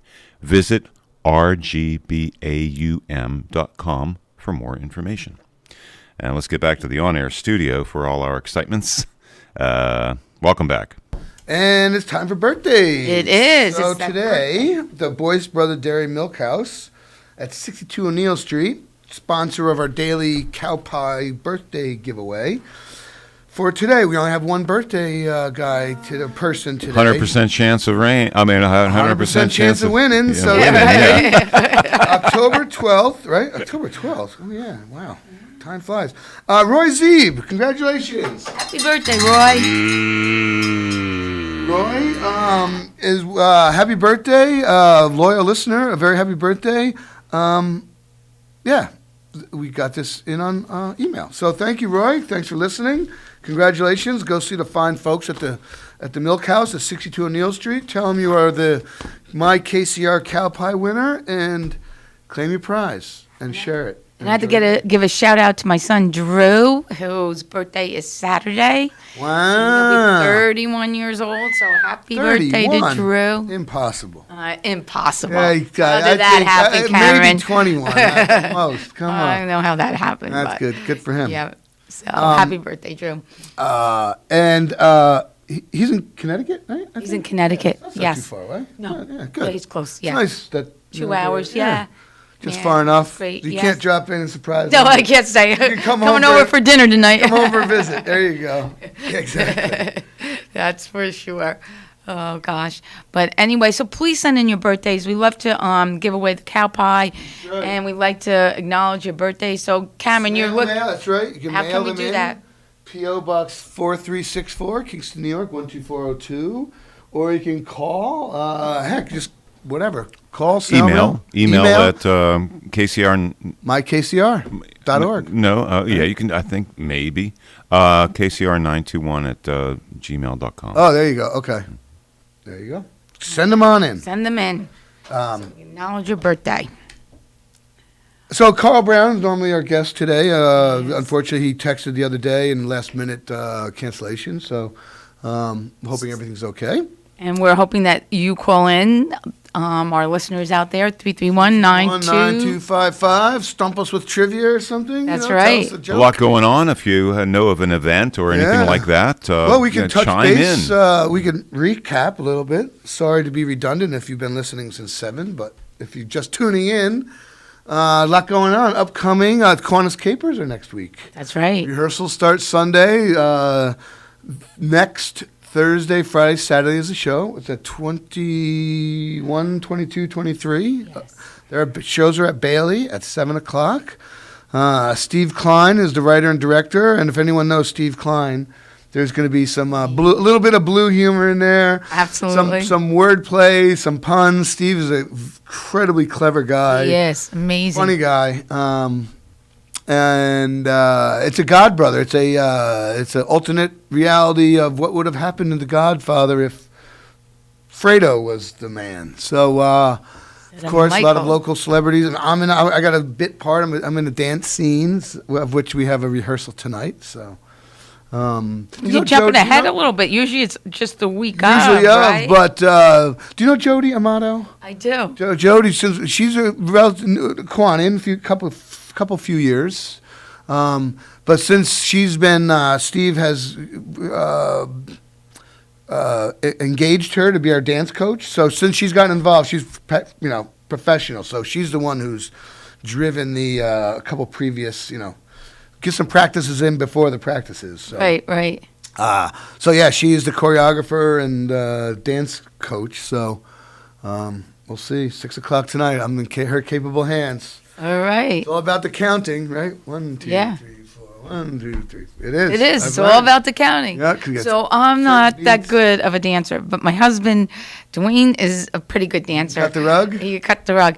And when we first started to go out, get very agitated when we get on the dance floor. Next thing I know, he's dancing by himself. He's like, no, this is hopeless. So finally he started doing the 1, 2, 3, 4, and it really does work. Now we have a little rhythm now. After 40 years, it comes practice. together. But Dance at a wedding or two now. yeah. But I do have to say that's really true. You have to count that in your head, and it works. Things are the beats. If you're doing little shimmies to the left, you got to Yes. count. Then the shimmies to the right, you got to count. I've done a couple of dances to Temptation songs, and they were all about the timing because they were. You see those old videos of Temptations, singing, dance, twirling. They were right on, man. Those guys were sharp. A lot of practice. Yeah, absolutely. It's like, hey, when you go Radio City Music Hall and you watch the Rockettes. Oh my gosh! I mean, Perfect. it's just yes. 40 Can you people in imagine a row doing exactly the same thing at exactly when the they same do time. the one where they all fall over? You're going to do that during the Kiwanis Capers, right? Oh, Exactly that, right? Yeah. If everyone is in sync, it is purely by chance. I mean, it's Not supposed meant to by be. design, but it's certainly by chance. Temptations, from that era, there at the Hitsville, they had a choreographer. Oh, did they? Oh, yeah, they did. I bet that was a huge part of their act. Not just attempts, but all sorts of other acts and the Chai Lights and the whatever. Yeah. It looked cool. It's just, that was the way. I mean, dancing was big back then. That was part of society. I love Dancing with the Stars. Do you watch Dancing with the Stars? I love Dancing with the Stars. Did you do that for the county? Oh, I was a judge. Okay. I was a judge. I know. Never got on the dance United floor. Way, they did that for several years, and they've had all sorts of That's a lot. leaders That's a and great event. So much fun. I think the year I did it, Tony Marmo was a judge. Elliot Orbach was a judge. Elliot was great. I could see Tony and Leanne cutting a rug. He was a judge, but I can see them doing that. Yes, I can imagine it. I've never seen them cut the rug, but I can imagine them doing it. And Christine Hine did it one year with Mike. I bet you're good. Mike's an athletic She did a guy. great Christine's job. got good rhythm. That was probably fun. So it is. It's a great event, and obviously with the pandemic last year, they weren't able to do it. But I look forward to it coming they'll back. Revive it, Yeah. I hope. Absolutely. That's a brainchild idea of Stacy Rhines. I Stacey? mean, yes, I was involved at the time when she came up with that idea, and what a tremendous thing to pull in the community and everybody. And it is. It's a Dancing with the Stars night in Ulster County. What were the benefactors of the? What were the recipients of the funds?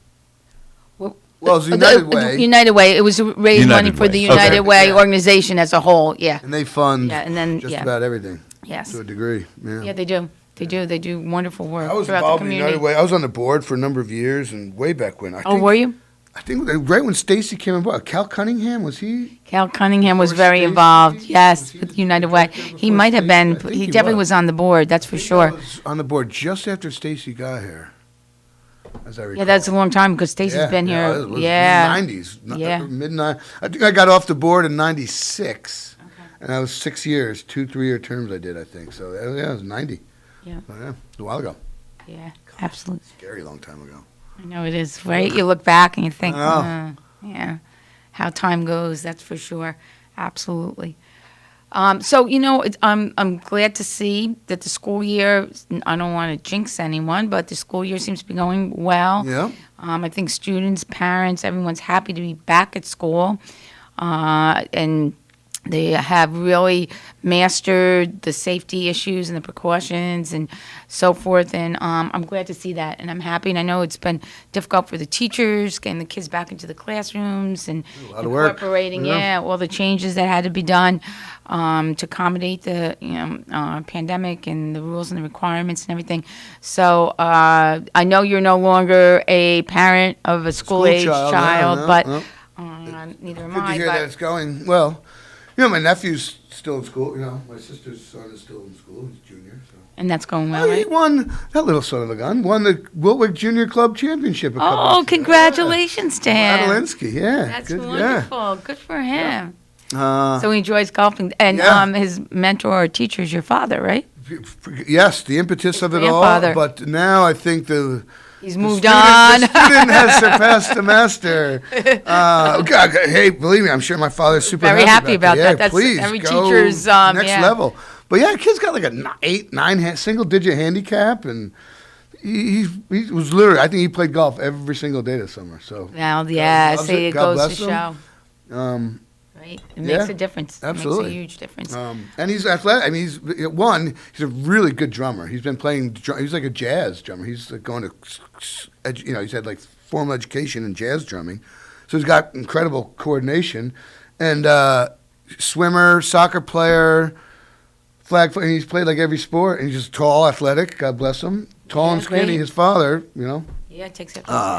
was tall and slender, and God bless him. He's got the perfect physique for golf, and good hand-eye coordination. So It all comes together. yeah, Good for him. the odds of a golfer from New York State ascending and becoming like tour pro is a little slim. But if he goes to school down in But Florida. yeah, or something, unfortunately, you got to go to the schools and the mentoring and the constant Florida, Arizona, somewhere. Yeah. Yeah. Same as baseball too, like Yes, baseball is Northeast a- athletes, Ohio, New York football players, basketball players. Yeah, good point. A Yeah, lot, not a absolutely. lot, but it's not not uncommon. But those quote unquote warm, year-round warm weather sports. It makes a that, huge difference. It makes a big When you can play difference. golf all year round. All year round, yeah. Yeah. That 3 months off, 4 months off, stymies you. It does. It does. It makes it difficult. Oh, congratulations. That's Yeah, great. it was good. Good for him. I love to read the sports page to see all the local student Yeah. athletes, reading about the kids. And I'm dying to go out there. I want to say the young man's name is Kai, I want to say. Young guy, he looks up to, he looks up to Vlad, great, kid. But Kai, I can't recall his name. His parents own the, I want to say I don't want to say Chinese restaurant. It's like an Asian fusion restaurant. That's where the old Student Prince is. Oh, out yeah. in Stone Ridge. Yeah, I remember Which the is Student supposed to be like Oh, really? really, really good. Like so good that like people that don't care for Asian cooking like the food there. I guess Oh, it's not wow. heavy oil. Yeah. Americanized Chinese food is not like real Asian. what they eat in Beijing. You know what I mean? Right. They eat much healthier. Here everything is sautéed in oil and salt, and there, Right, right. real Asian cooking is extremely simple. That's why it's cut so small, so we can cook it fast. It preserves flavor, and the palates. Fish. Fish stocks and. Yeah, when it's chopped, it's more flavorful. It can it be. cooks faster. Yeah, Less and it can fuel, be more easy to flavorful cook. too. Yeah. Mhm. Keeps the nutrients, rather than like boiling the carrots. They just fry them quick. Keeps the nutrients intact. They look better, which is something that I kind of strive for. Like Italian food, I love Italian food. Go Stella's, Savona's, Little Italy. But I've never been to Italy. Is that what it's really like in Rome or Naples or Milan? It all depends on what part of Italy you Yes, go to. yeah, it's all Because different. northern I've only Italy been is in hugely different than Yeah. southern Italy. Yeah. Tuscany. Yeah, they don't eat ossobuco in Sicily. You know what I mean? Right. So, Yeah. and like China, we eat Chinese food here. Like China's too far. I really don't want to go to China, but experiencing ethnic food in its own country, like Spanish food, Mexican food, Casavilla, is that what it tastes like in a Right. cafe in Mexico? You know what I mean? That's to me, that's like a bucket, like to be able to travel to. Well, you can go to a French restaurant in Kingston that is Absolutely. absolutely And I think it's just like when I was in extraordinarily France. authentic Okay, there you go. So if you It Parisian is exactly like I bistro. was in France. Parisian bistro, right there. Well, in Kingston. yes, the owner, half the staff is from France, right? So, but Yeah. what you just said, like if you had a dish here on Jean-Jacques, or if you were in Paris and it was Yep. similar, then that's cool. To me, that's like Yeah, it really Right was. on. Yes. It is if you- absolutely if right you didn't on. know, Yeah, you would feel you were exactly. in a restaurant in Yeah. France, I Yep. think. That's cool. Yeah, Mhm. absolutely. And when- and we've got a couple. I mean, we've got a couple like that. I mean, no, I can't speak for all the other restaurants around here, but I think that a lot strive for authentic cultural. Fare. which is great, but you never know. But like when JJ and Stefan and Francois start yelling at each other in French. Yeah, you really might feel as well you're be in Paris. You know you are there. Exactly. So Talking about you and you don't know it. And the name of that restaurant in Stone Ridge is Asia. Okay. Asia restaurant. ASIA, like the Just like the country, Asia, the continent. Yep. Yeah. Chinese, sushi, and Thai. Thai too. That's like Thai's. I like Thai. Thai is fabulous. Yeah. I We've like just Thai. given a great kudos to Asia in Stone Ridge. Yeah. I've got to try it too. 'Cause Yeah, I love Asian and the fusion. family. I guess the parents are super nice. I Yeah. never I'm met gonna them. try that. This is all secondhand through my sister and my nephew. Love but miso in Midtown. Yes. On Albany Avenue is Asian fusion. They're really basically. good too, but just that Awesomely. location is. Doesn't matter. Not but, so but inviting. the food is great. Yeah, that's all that counts. And it's a nice absolutely. interior. It's a nice little community that runs it. I went to that's an Asian Indian fusion, too. restaurant this past weekend. Over in Rhinebeck, That's supposed to be- Cinnamons, and she loved Is it. it? Yes, she loved it. Oh, that's right on you one have of to the like, main streets. That's on Indian Market, food. right? That's on Market Street. And there's a place in Red Hook too, I believe. Red Hook or Rhinebeck? Rhinebeck. Okay. Just There's a because place you in go right Red past Hook, I the Tea believe. Bistro. Yep. Yep. Because that's Indian. I mean, that's another Indian food, like the from seafood. The Indian coast. It's all seafood to the mountains where they're eating everything. Indian cuisine is extremely varied, which I know so little about. Me too. And the spices that they use, very distinctive, Yeah. and the flavors that they combine. I would like to, They say it's an excellent if you like Indian food. I mean, there's a it's billion people excellent. living there. They're doing something right. Yeah, so. yeah. But there's another Teresa Joseph, who's a childhood friend. She was just she posted something about an Indian restaurant somewhere, and he was like, "This is as good as I remember Mom making it. Okay. Grandma making it." Yeah. Whatever, so. Yes. Yeah, I would love to. It's learn nice to more try about- all different Yeah, I would love to learn types more of about Indian food. food. And you're right, Cameron. The question is, how authentic is it? Are they Yeah. trying to, copy something, or is this really authentic Indian food? Yeah. So, or French food, or whatever. Or, the case cooking may to be. what they think American palate can handle. Yeah. Yeah, that's true too. Yeah. Spice, That's what The which wonderful is cool. Like curries and things like that. Indian food, really is based on those breads.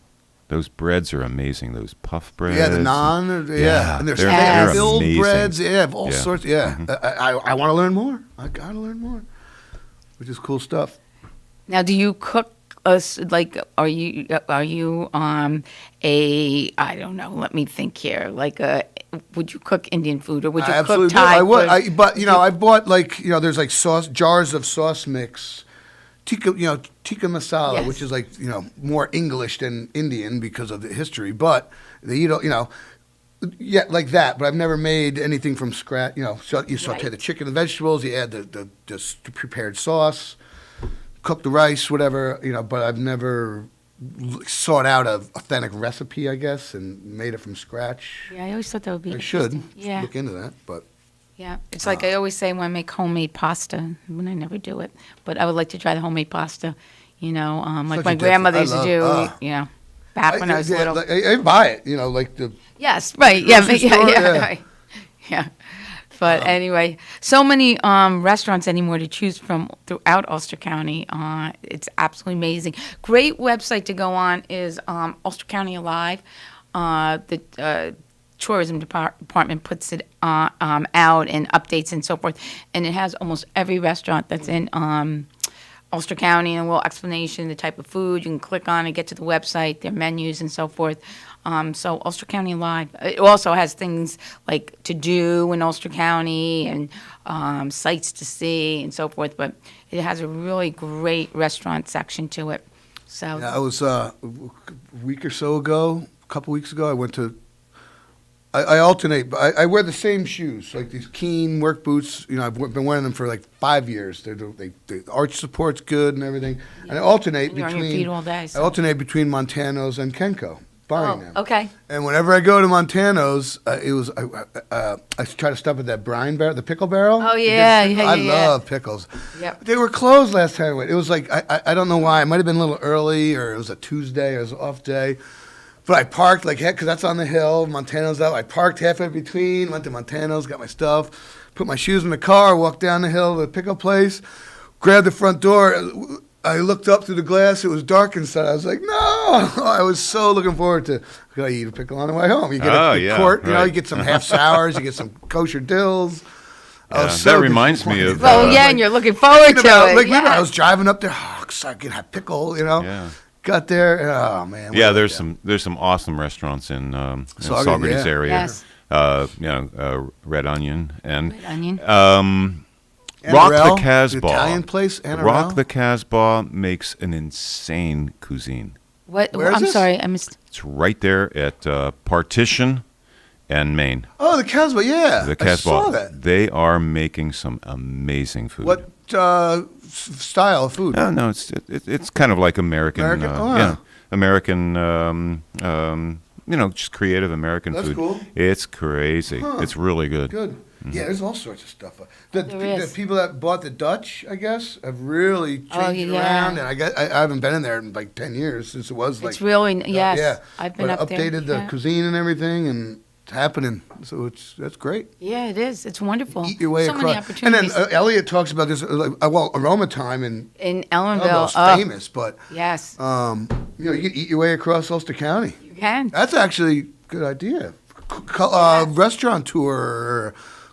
Booklet, checklist or something like that. Yeah, like they do with the wineries, the trails. Yeah, the wine trail. The wine trail Christine, I can't remember exactly the name of it, but Christine has been involved with, Christine Hine, I'm sorry, has been involved with a restaurant tour of Kingston.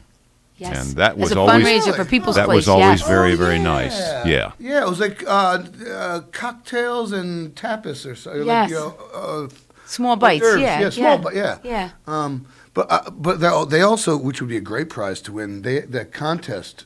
You get it's like 10 restaurants. You get like a $50 gift certificate. Yeah, she does that every year. That's a really great one. I would love to win that. Yes. There's like 10 restaurants, and they're like good.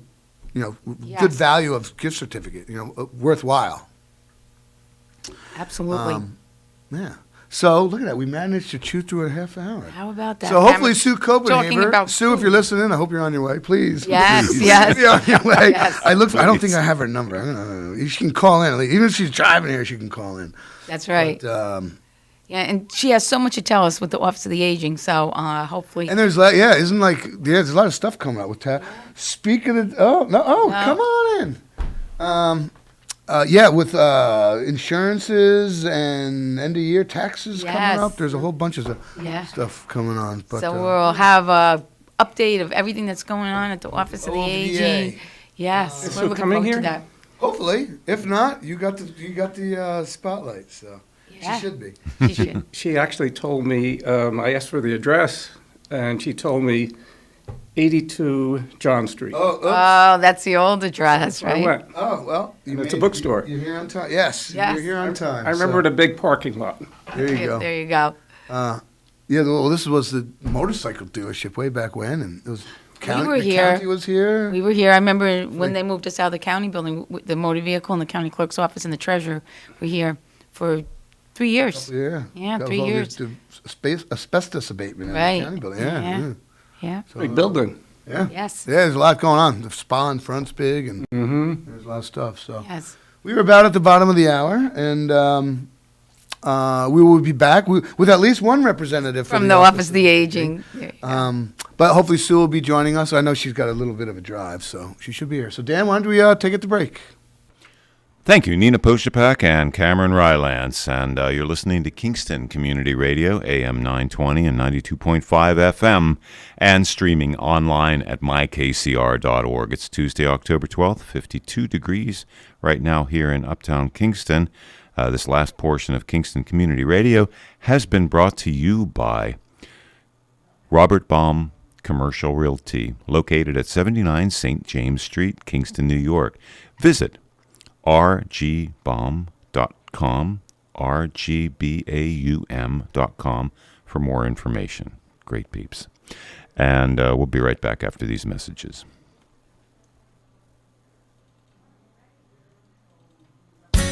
Hi, this is Tony Marmo from Norman Staffing, and we've been bringing together employers and job seekers since 1980.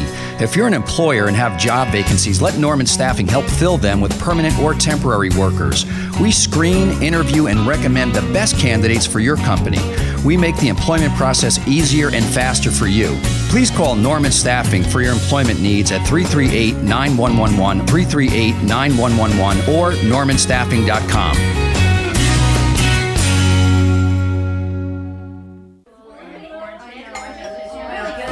I wonder who that is, honey. Hugs with family. Grandma and Grandpa's here! Get over here! Getting back to the moments we miss starts with getting informed. I miss you so much, Grandpa. Get the latest info about COVID-19 vaccines at getvaccineanswers.org. It's up to you. Brought to you by the Ad Council. Hi, this is Eleanor Arrow from the town of Ulster, and I support Kingston Community Radio, and so should you.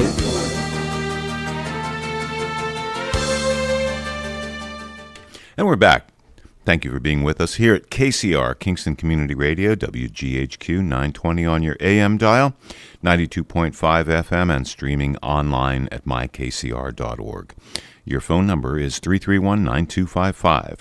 331-9255, 845-331-9255. And this upcoming portion of Kingston Community Radio is brought to you by Rondout Savings Bank, always working for you and our community with branches in Kingston, West Hurley, and Hyde Park. Also online at rondoutbank.com. Equal housing lender, member FDIC. And just one more time for today, a little update on the weather for Tuesday, Wednesday, and Thursday. Today, it's a mix of clouds and sun with a high of 73. And Tuesday night, a few passing clouds and a low of 53. Wednesday, it's going to be partly cloudy skies, a slight chance of rain shower, and 74 degrees high. And it's a low of 56 degrees Wednesday night with a few clouds. And Thursday, mainly cloudy, a high of 74. And Thursday night, a few clouds from time to time, and a low of 57. And that's the weather. Let's get back to the on-air studio with Nina Poshapak, Cameron Rylance, and our new guests. Welcome back. And we are back with the bottom of the hour. Yes, and we're so excited, right? Right.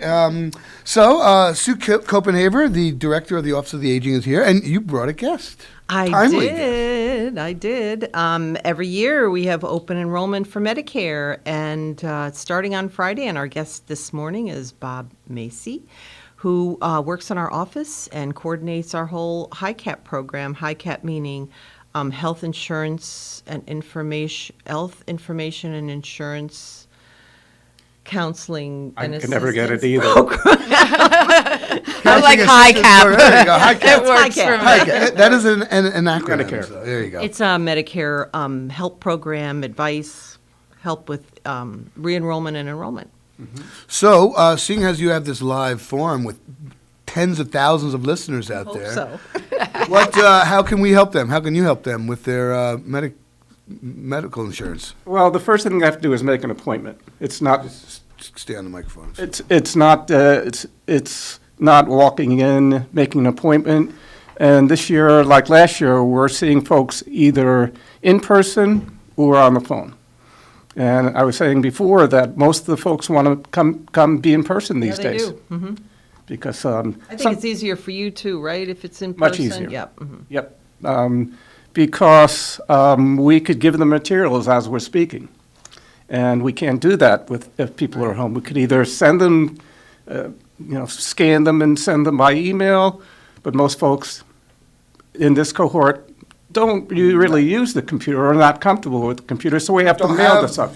Don't even have sometimes, right? So how do people make appointments?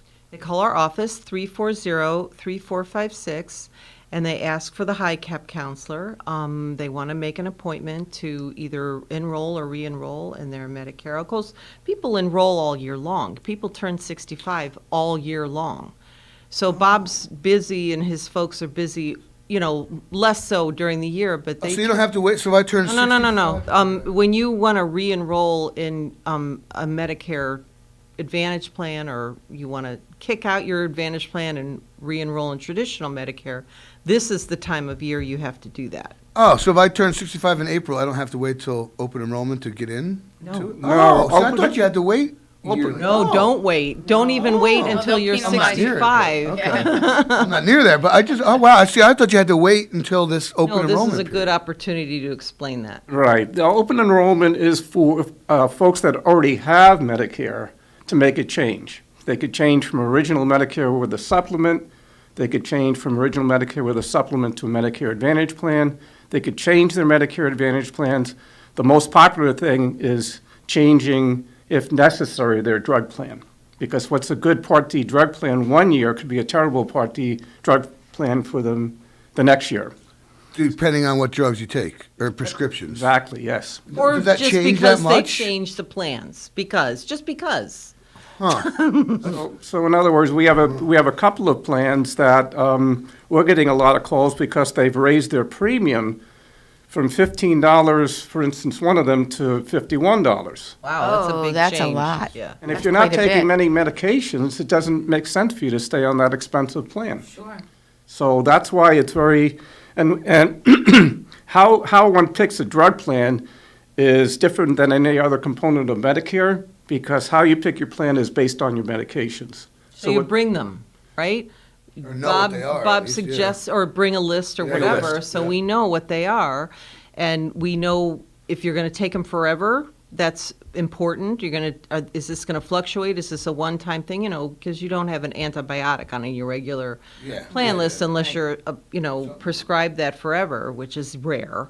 So what are they? Then there's a cool thing, I don't know. Plan finder. My plan finder, which is like a kind of a collection, almost like I'm going to say like an Indeed.com. Are you allowed to say stuff like this? It's like an Indeed don't mind. gathers He's got all a the free other plug. They things, don't and care. it shows people what they can use. Huh. I mean, 'cause this affects your wallet, basically. I mean, this is all about Yes. saving or saving money. It's especially important for folks that are taking more expensive medications, because when there's not too many, if somebody is taking mostly generic medications, there's not too much of a disparity between the 28 plans. And there's 28 plans that we have to, 28. 28 in New York State. This is why it's so Good gosh. complicated. Yes. I know. So, It's capitalism, Cameron. Oh, everyone needs a slice of the pie, right? yep. New York State. This is not Jersey, right? No, Yeah, not sure. New York State is actually very senior-friendly, especially with when it comes to Medicare supplements. Medicare supplements are what people get to supplement original Medicare. You can't just have, anymore you can't have original Medicare, because what Medicare doesn't pay for will really hurt you financially. So people get a supplement, and in New York State, we could actually go on the New York State website and by zip code see all the plans and all the prices. In other states, you can't. Wow. You'll get a phone number. It's very helpful here. Yeah. You know what happens And when I you... know in New York State, upstate is way different than downstate, with like rates of reimbursement Yes. and it's been a very complicated thing for my company, because we have upstate employees and we have Manhattan employees, and they don't want to touch either one. Right. But We have a Dan phone says we have a call? caller. Good morning, caller, you're on the air. Good morning. there's something I would like to talk about the Medicare. There's a scam call that goes out, and they really are very persistent. And I've had them call me a number of times. And in fact, one day I even hung up, and they called me right back. They try to tell you that they have a new card for you. And even though I try to tell you, I know you're a scam, you don't get a new card. Medicare does not call you, and they continually call. And I know somebody in my building, because I live in senior housing, about a week and a half ago got scammed by them. So people really got to be careful about that. That, and we were talking last week at our meeting regarding the television commercials you see all the time regarding Medicare. Those commercials are not necessarily misleading, but they're not complete. They're not complete. They say you can get free this, you can get free that. So they're addressing a wide audience, but only a small portion of the people are really going to be eligible for this free. People that have Medicaid, for instance. Well, you just said capitalism. Yeah, no, what I'm talking about is they call and say you're going to get a new card. Yes. And that's something they try, and they want you to give them your old card number. Let me just say something in general. When anyone calls you on the phone or emails you and asks you to give your private information, it is not legit. So No, I just know that, hang but up for some on people them. who I do get appreciate scammed, you like I said calling before, and letting somebody in us the know building where I about live, that. A week and a half ago, she got the call from them, and she did give them her number out. I know And a two lot other of people, that- unfortunately, have done that, and people haven't learned that lesson yet. The federal government, Social Security, Medicare will never ask for your Social Security number or They should have it already. They have it already? They have it. They should You're have it. right, Cameron. So, all right, I think we're getting another call. Thank you for calling. We appreciate it. Thanks for listening, and Have a good day. yeah, have a good day. All right.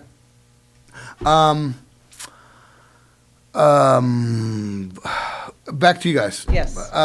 So one of the other things that I'd like to kind of explain a little bit, like on a more granular level about Medicare supplemental. When somebody has to go into because I was a nursing home administrator for a long time, so people don't understand how Medicare works in a nursing home. And a lot of the folks we're talking to today may end up even just rehab in nursing homes. So Medicare Part A pays for the first 20 days in a nursing home, completely. 100%. On day 21, you are now responsible for 80% or 20% copay. So they now pay 80% and you pay 20%. That supplemental plan that Bob was talking about will cover that if you have it. If you don't, and the nursing home costs $600 a day, you're paying 80% of $600, or it's 20% of $600. And you have to have your Part D plan in there too. So it's very complicated, which is why people come to Bob and his counselors. That's just one small example. That's a day. I know. It adds up very quickly. That's one day. $1,000 a year or Hundreds whatever. of dollars, for a week of nursing home stay past day 20. So, and if you're slow in rehab, or you've got a lot of problems, or you've had a terrible stroke and, rehab is slow, or you've got swallowing issues, which tend not to, if they don't go away quickly, or you can't rehab quickly, you're going to be there for a while. I had a call last week that I really couldn't help because she was in rehab, she was calling from rehab, and she was saying, I need a supplement. I said, well, the supplement's not going to help you right now. Because what happens if you don't get it at the time you should get it, you have to wait for 2 to 6 months because there's pre-existing condition clauses in the supplements. So she was stuck. Yeah. She was stuck. She was on a Medicare Advantage plan, but even if she would make the change, she would have had to wait 2 to 6 months. So she was going to hundreds of dollars a day. Yeah, big bucks on money. the line. Yep. The other thing I wanted to mention that's important is, and this is due to COVID, was the problems people are having in enrolling in Medicare A and B. And you do that through Social Security, not through Medicaid. You enroll in Medicare through Social Security. The problem with Social Security is they're not seeing people right now. So people are having a tough time. They have to we're telling them to make a phone appointment these days. They make a phone appointment 3 weeks down the line, and the Social Security enters them into the system and they're enrolled, but they have to wait. And early days of COVID, people were mailing things in, but since there was nobody there, It actually sat on people's desks. yes. I had a lady that waited 2.5 months from the time she got laid off due to COVID. She enrolled in September of last year. She didn't get enrolled in Medicare. They retroactively enrolled her to September, but in essence, she didn't have insurance because she was sitting on somebody's desk. So. Yep. So it's important to, if you are turning 65, and if you have to enroll in Medicare, do it early and contact Social Security early.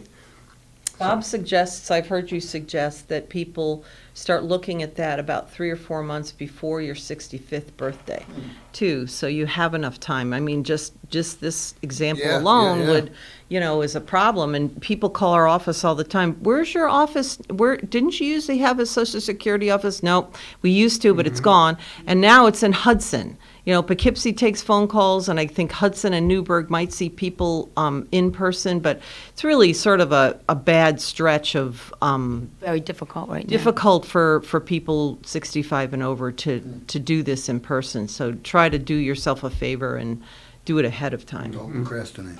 Exactly. And then if they have questions or they want to make an appointment, can they do that now? Can they call to make the appointment? Even though open enrollment doesn't start till Friday, they can make their appointments now. Absolutely. I Okay. mean, do it, the earlier the better, because by what's happening, as I was saying before, people want to come to us and have an in-person counseling. We're running out of those appointments. I was going to say, you can only see so many people a day, with distancing or, whatever. So, and also in our office, we Bob and our lawyer kind of share a space that's big enough to accommodate people with the shields and enough room and the 6 feet and all that. So, on Mondays and Wednesdays, the lawyer's in our office. So she sees people, and I think, Bob has to meet them elsewhere. It's kind of a shifting around of space that we have to do, too. I know you have somebody else who sometimes comes in person, but the other Medicare counselors, some are not in seeing people, and others are out in the community kind of traveling around, seeing people at libraries and meeting them like that. So we do have other people sort of off-site doing this. I don't know, would you say you had 11 or 12 people total? Counseling, yes. Wow, that's a lot. Yeah, That's we- quite a we bit. need How them. many people do you think you'll counsel this year? Like, Probably over the course of the year, either phone or in person. It had been well over 2,000 people. What? Yeah. 2,000? Yeah. And during open enrollment, we generally either counsel in person or by phone. Last year was down a little bit. It usually averages around 700 people. Wow. In a 7-week period. That's what I was going to ask. What does it run from? So this Friday is when open enrollment starts, and then 15th through December 7th? December 7th. December 7th, okay. So, Your yeah, window of opportunity. That's your window. yeah, by Thanksgiving, before Thanksgiving, we're booked up. Yeah. Wow. So call early. Call now. Call now, 340-3456. Call And- today because this is Call not my. today. because this is Not your day to be there, right? not my phone day. Yeah, somebody else is answering. Good. So that's a high cap. So extremely important. So the other person who sort of spearheads a lot of our Medicare work, Eleanor, I think she's been on the show before. She does Medicare Savings Plan that really applies just for folks who do not qualify for Medicaid but have a pretty low monthly income, and she can save a deductible for them by applying with them and helping them through that process. So she's also someone that folks, I think Bob and her work together to kind of field the phone calls, because sometimes they're more appropriate for Eleanor. They're low-income seniors who can also take advantage of this other plan. I wish you would explain to them once more, the audience, what's the difference between traditional Medicare and a Medicare Advantage plan. The Advantage plan, it sounds like something different, but it's really just, correct me if I'm wrong, but I think I know what I'm talking about after 2 years, finally. It's an insurance product that Medicare pays the insurance company, just like Medicare pays or Medicaid pays for a Medicaid managed long-term care plan, and then the managed long-term care plan manages someone. Medicare pays the Medicare Advantage plan, they manage the plans. Now, an insurance plan can do whatever they want with that money, but there are restrictions, so that's what I wanted you to. By law, Medicare Advantage plans have to offer the same thing as Medicare. They have to do it to get the government funding. Traditional we call just Medicare A and B with a supplement, original Medicare with a Part D and a supplement. Medicare pays first in that case, and this is one of the big differences. You can go to any doctor or country in the entire country that takes Medicare, and they have to take your supplement, no matter what it is.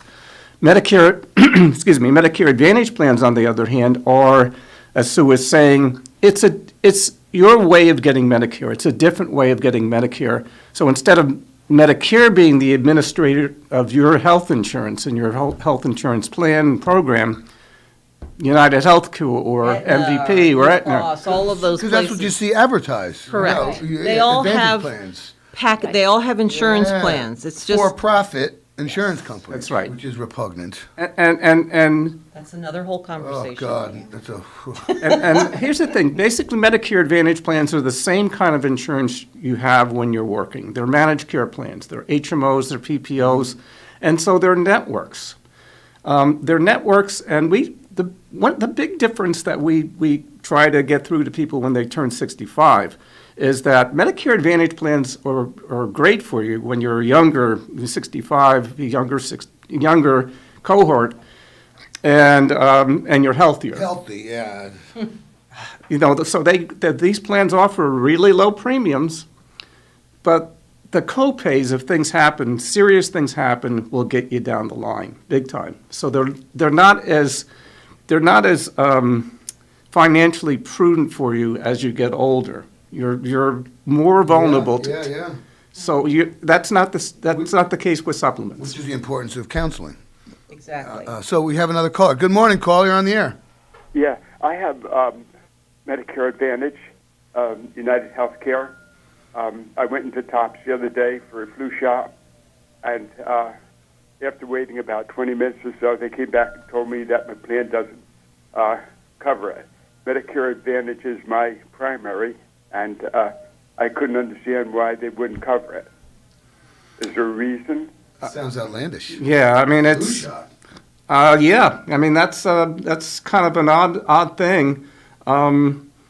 That's the problem with Medicare Advantage plans is that even though they have to offer the same basic things, you have the same issues with Medicare Advantage plans that you have with private insurance companies. Prior authorization, denial of claims, dispute of claims. You don't have that with Medicare. Once in 1,000 cases will you have something that Medicare won't pay that you sometimes have the problem with Advantage plans.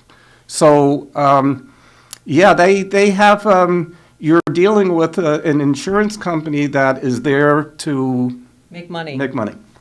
Well, they're pushing getting these shots so much and everything, and then you go there and you can't get them.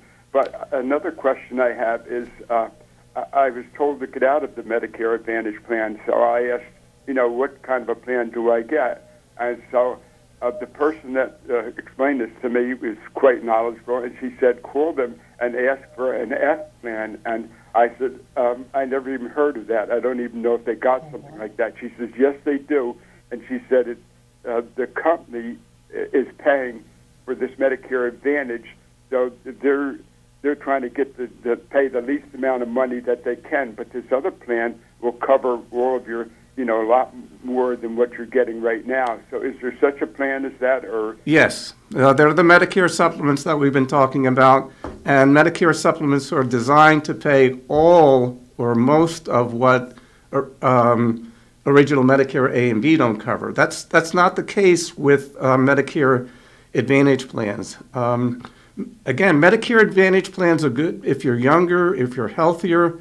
You find out what they don't cover when you really need it. So they work until that. I don't want to be down. They work terrific for some people, but as you get older and as you get more frail and there's more spiraling issues, then you probably might want to consider a supplement, and we'd be happy to help you with that. Well, can I call you or? Yes. I can't. 340-3456. Call the office. 3456? Yep. Make an appointment. That's the All right, Ulster thank you County very Office much. for Aging number. Yep. All right. Glad to help. Bye. All right. Thank you for calling. Thanks for listening. There you go. Another See how confusing? Another happy customer. That's right. Hopefully, we'll get this straightened out. And See the frustration level? He Yeah, walked I mean, into that's his what doctor's you need. office to get a flu shot. absolutely ridiculous. They should be free. You want a flu shot? Here you go, buddy. Boy, you know. Just Wow. like COVID was free. COVID vaccines were free for everybody. And they should be. And they should be. I mean, people, certainly the older population are more vulnerable to flu anyway. So why wouldn't you Why do wouldn't that? they cover it? Yeah.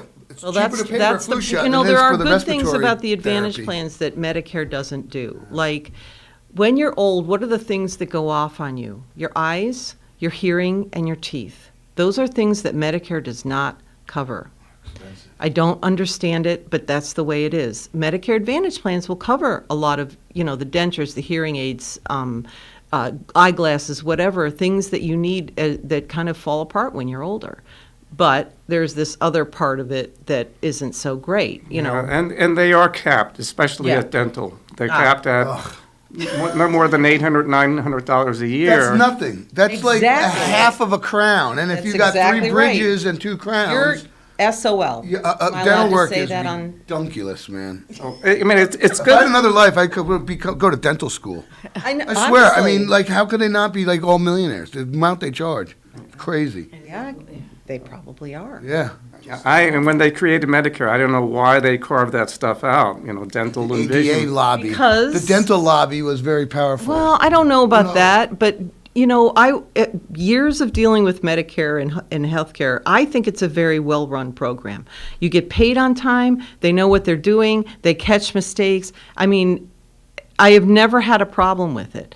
But this kind of, mixing private with government is going to give you some challenges along the way that are going to be very difficult to They're communist, but overcome. the government should run healthcare, not private. Well, thank you for that. The You're administrative- absolutely I'm not a right. communist. It shouldn't be a for-profit business. I mean, come on, man. Billionaires are putting themselves Preaching into to the space. choir you know? here. The administrative Whatever. overhead for Medicare is like no more than 2.5%. Exactly. The administrative overhead for Medicare Advantage plans is over 20%. Well, yeah, that's executive compensation. Got to keep people employed. Executive Exactly. compensation, exactly. Boards of Yep. directors and all that. Yep. So you talk about the government. This is very efficient program, and only in the last 20 years have that all these private sector, the Part D plans, Right. the Medicare Advantage plans. The supplements have been around forever, but only in the last 20 years have they become standardized, so people know what they're getting. Because they're state regulated, they're different in different states, but the plans now have been standardized, so people know what they're getting. Question. So if you're a snowbird and you're fortunate enough to be able to travel, it's nationwide? It's like if you were in New York State, Plan C? Medicare, traditional Medicare. Okay, yes. all right. So it doesn't matter if you're Florida resident, because you just said states regulate things, so... No. Okay. I mean, cool. that's what as I was saying before, you can go anywhere in the entire country that takes Medicare, and they have to take your supplement. We had a couple of retired counselors. They moved down to Florida. They kept their supplement from here. You can still use Okay. it. Yep. All right, good. That affects more and more people Absolutely. that are able to travel like that. So we got about 30 seconds left. Call, make an appointment. Call, make an appointment, 340-3456. We're taking our show on the road a couple times over the next couple months, we hope, to a couple of different places where there's a lot of seniors. Bob's coming, if we get appointments. And everything's going on as usual. Our congregate meals are slowly coming up, so people are starting to come out and eat together. And we still have programming. Our senior hub is really busy. We have game day every Wednesday afternoon. We have a meal before that. We have exercise before that. We have a chess club on Monday. We have Tai Chi, I think, one of the days. I can't remember which one, Tuesday or Thursday. So things are happening still. We're open. Excellent. That's great. Come visit us. And check out the newsletter, right? Yes. Yep. That's right. All right, Dan? All right. Another terrific Tuesday in the Yes, books. it was. Thank Everybody you, have a and, great day. Thanks, Cameron and Nina. See you guys next week. All right, Dan, take it away. Thank you, Nina Postapek, Cameron Rylance, and Sue Copenhager, and Bob Macy. Thank you so much for being with us today. And you're with us here at KCR, Kingston Community Radio. We're just about to sign off. And thank you for being with us here at KCR AM 920, 92.5 FM, and our live streaming on mykcr.org. This last portion of Kingston Community Radio was brought to you and underwritten by Rondout Savings Bank, always working for you and the community with branches in Kingston, West Hurley, and Hyde Park, also online at rondoutbank.com. Equal housing lender, member FDIC. We invite you to be with us tomorrow morning at 7 a.m. And until tomorrow, we wish you every success in growing and developing Kingston and all our neighboring communities. We now return you to Magic 92.5. Tell me you love me for a minute.